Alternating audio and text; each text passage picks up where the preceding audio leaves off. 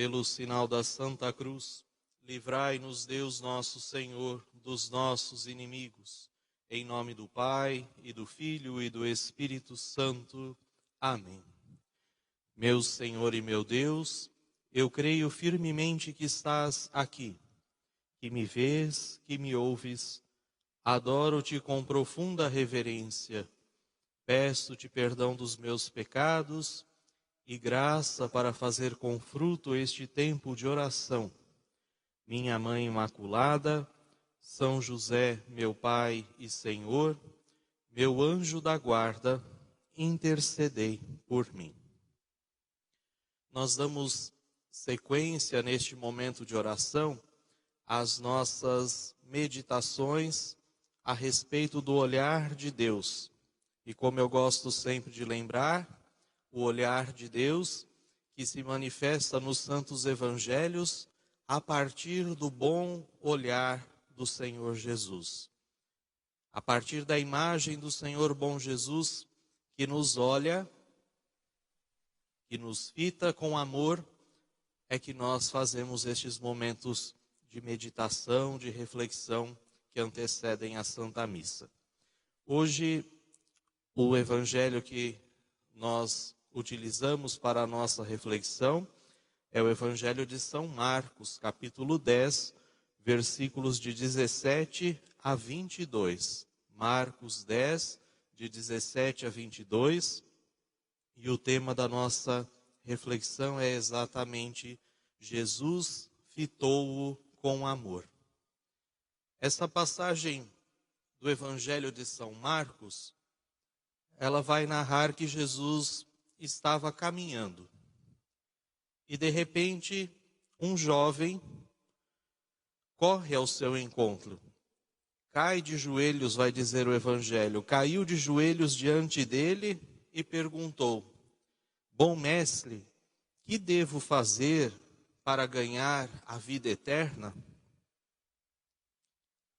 A correria, a afobação daquele jovem, o jeito espalhafatoso que ele se lançou aos pés de Jesus, chamaram a atenção de Jesus para uma alma emotiva e vibrante.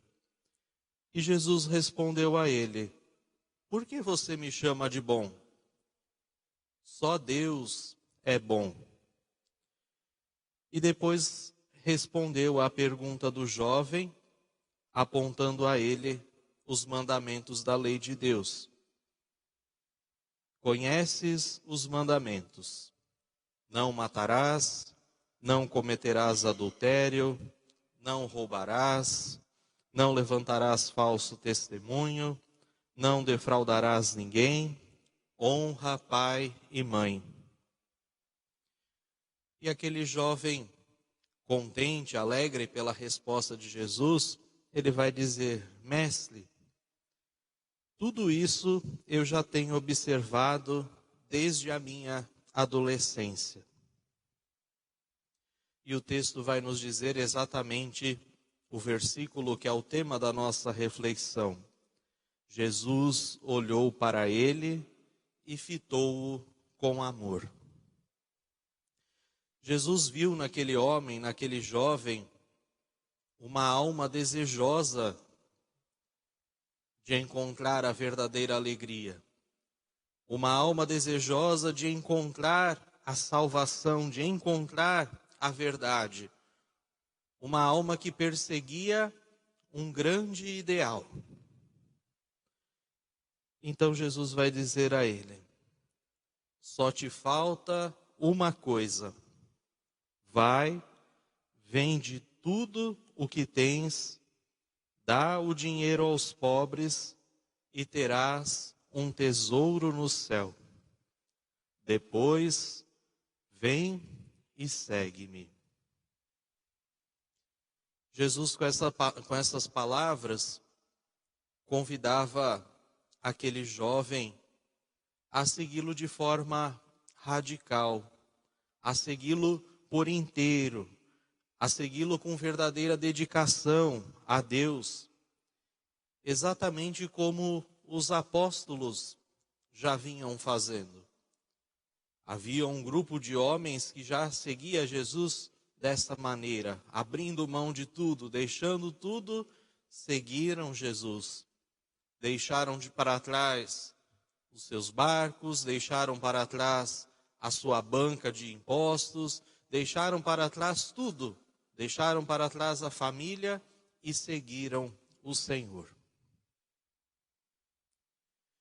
E nesse momento, aquele jovem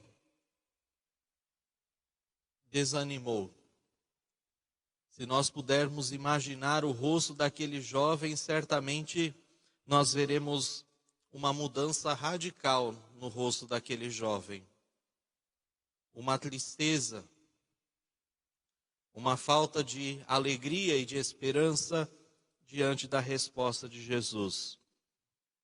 A gente pode imaginar que se a alegria daquele jovem era uma vela, aquela vela lentamente foi se apagando, lentamente foi se consumindo, como se recebesse um sopro de ar frio que a apagasse.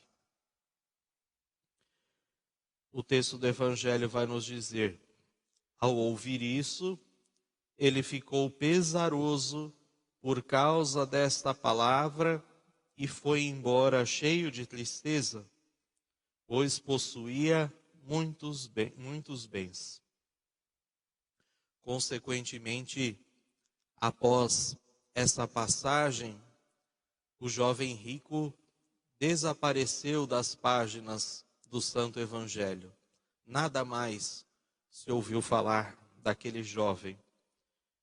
E nunca mais também ouviremos falar que ele estava junto de Jesus, que ele tenha caminhado com o Senhor após esse episódio. Isso porque aquele jovem não foi capaz de viver a liberdade, o despojamento que o amor é capaz de nos dar. Aquele jovem estava escravizado aos seus bens, ao seu dinheiro e a tudo aquilo que isso podia lhe oferecer. Nesta manhã de domingo, Jesus olha com amor para cada um de nós. Ele nos olha nos olhos com amor, com profundidade. E ele nos diz: falta-te uma só coisa. Certamente todos nós podemos, nesta manhã, ouvir isso de Jesus. Falta-te apenas uma coisa. Talvez todos nós façamos tudo por amor a Deus, mas sempre vai nos faltar alguma coisa. O que é que nos falta nesta manhã? O que está nos faltando para sermos diferentes daquele jovem rico? Talvez não seja o dinheiro que esteja nos afastando do Senhor. Talvez seja um vício, um pecado, uma situação, uma pessoa, enfim. Continuemos a refletir sobre esta pergunta do Senhor: o que te falta para se lançar inteiramente no meu amor e na liberdade que este amor te dá?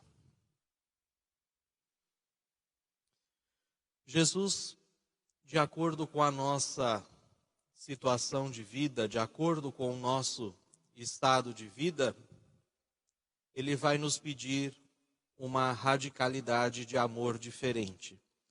Assim como ele pediu àquele jovem. Ele vai pedir a cada um de nós, de acordo com a nossa vocação, de acordo com a nossa vida, um determinado despojamento. E em cada vocação que nós vivemos, seja ela qual for, algo é sempre semelhante. A primeira coisa semelhante é o amor. Toda vocação, ela deve ser vivida com amor, com sempre mais amor. E a segunda coisa que cada vocação nos pede é a busca incessante da santidade, sermos santos. Desde o nosso batismo, Deus nos chama a sermos santos, a buscarmos a santidade na nossa vida, a buscarmos a santidade nos lugares, nos ambientes onde Deus nos colocou. Nós não vamos ser santos fora do mundo onde nós estamos vivendo. Nós não vamos ser santos fora do lugar onde nós estamos plantados. Se assim nós podemos dizer, Deus lançou as sementes neste terreno que é o mundo. E aqui nós crescemos, aqui nós nos desenvolvemos, aqui nós recebemos a graça do Espírito Santo para vivermos a santidade. Como eu gosto sempre de repetir, é lá no nosso trabalho, é lá na nossa família, é lá no nosso ambiente de estudo, é lá no meio das rodas de conversa com os amigos, no lazer, enfim, onde nós estivermos, lá é o lugar de sermos santos. Talvez naquela atividade que a gente nem imagine que Deus possa estar ali, é ali o lugar de sermos santos. Nas pequenas coisas, nos pequenos gestos, nas pequenas atitudes, nos pequenos compromissos, ali é o lugar da nossa santidade. É ali o lugar de vivermos a radicalidade do amor que Jesus nos pede neste evangelho que estamos meditando. E Jesus continua nos perguntando: que coisas estão te acorrentando hoje? São Tomás de Aquino, ele vai nos dizer que a nossa liberdade de amar, ela sempre pode ficar presa por dois tipos de correntes, por dois tipos de grilhões. O primeiro deles é a escravidão das paixões. São os nossos vícios, são as consequências dos nossos pecados. E elas vai nos dizer Santo Tomás, vão nos envolvendo como que uma teia de aranha. Nós vamos nos enrolando naquelas situações, naquelas paixões, naqueles vícios, naqueles pecados, a tal ponto que nós não conseguimos mais nos libertar. A tal ponto que nós não conseguimos mais nos mover em direção ao Senhor. Vai nos dizer o Evangelho de São João, capítulo 8, versículo 14, nas palavras do próprio Jesus: todo aquele que comete pecado é escravo do pecado. Depois, essa escravidão pode ser encontrada também naquelas pessoas muito religiosas, que praticam todos os mandamentos. É isso mesmo. Nós vimos agora há pouco na passagem do Evangelho, o jovem rico desde a sua adolescência praticava todos os mandamentos. Essas pessoas também podem ser escravas. E como nós nos tornamos escravos na prática dos mandamentos? Vai nos dizer Santo Tomás, por causa do medo. Eu cumpro os mandamentos porque eu tenho medo. Eu tenho medo de Deus. Eu tenho medo de ir para o inferno. Sabe aquela frase de mãe, se você fizer coisa errada, Deus castiga?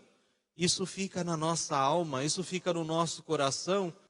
Se nós não cumprirmos, nós vamos ser castigados, nós vamos para o inferno. então a gente passa a viver a nossa vida de fé. Não que a gente não tenha que ter medo de tudo isso, mas nós só vivemos a nossa vida de fé por medo e não por amor. Não cumprimos os mandamentos por amor, mas simplesmente porque são regras. Nos apegamos aos mandamentos como se eles fossem garantias da nossa salvação. Eu vou fazer porque Deus depois vai ter que me salvar. Eu cumpri tudo direitinho, eu fiz as regras como se fosse um contrato. Não é assim. Deus espera que a gente viva simplesmente porque o ama. Que nós vivamos as práticas de fé, que nós vivamos o amor e a misericórdia, simplesmente por liberdade, por amor, e não por obrigação. E São Paulo, nesse sentido, ele vai dizer assim: não recebestes o espírito de escravos para recairdes no medo, mas recebestes o espírito de filhos, no qual clamamos, Abá, Pai. Viver como filhos e filhas de Deus. Esta é a nossa vocação primeira, a filiação divina. Sabermos que somos filhos e filhas de Deus, que temos um Pai que nos ama, que temos um Pai que olha por nós, que cuida de nós.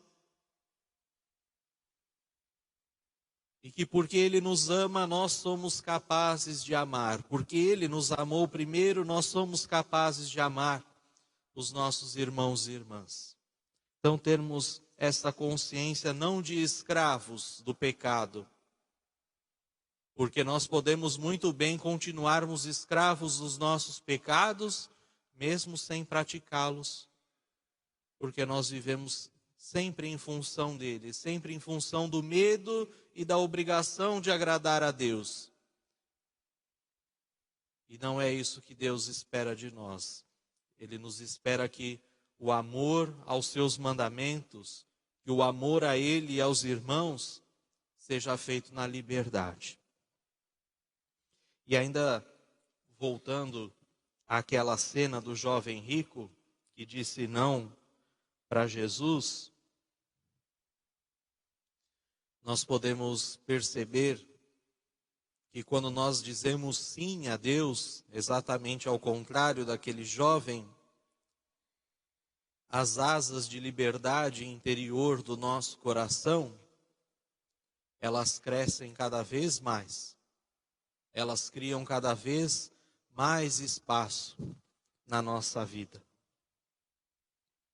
Muitas vezes a gente se sente preso, a gente se sente asfixiado, a gente se sente incomodado por aqueles deveres familiares, profissionais, na nossa comunidade, na nossa pastoral. A gente vai se sentindo preso a essas coisas, a gente vai se sentindo incomodado, porque tudo vai se tornando monótono, tudo vai se tornando chato, tudo vai se tornando cansativo. E Deus vai nos dizer: não se queixe, não reclame da sua falta de liberdade, mas ao contrário, lute, se esforce para alcançar essa liberdade interior. Mesmo diante daquilo que nos parece escravizar, é possível viver o amor. É possível fazer todas as coisas com amor. É possível colocar amor nas pequenas coisas, nos pequenos gestos e transformar tudo isso em grandes gestos, em motivo de grande alegria, em motivo de grande liberdade. A gente conquista a nossa liberdade exatamente quando a gente diz sim a essas pequenas coisas, a estes pequenos gestos, essas pequenas atitudes Dizer sim contra o nosso egoísmo. Renunciar às nossas próprias vontades, ao nosso próprio bem-estar, para estar a serviço do outro, para servir o outro. É uma forma de conquistar esta liberdade, porque nós fazemos assim e aí conquistamos o amor de Deus, o amor verdadeiro de Deus, agradamos a Deus verdadeiramente. Tenhamos essa certeza. Quando nós fazemos aquelas coisas no nosso dia a dia, muitas vezes contrariados, sem vontade, nós estamos agradando o coração de Deus.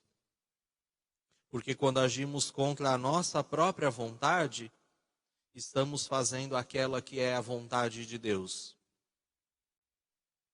Sempre na contrariedade das nossas vontades está a vivência da vontade de Deus.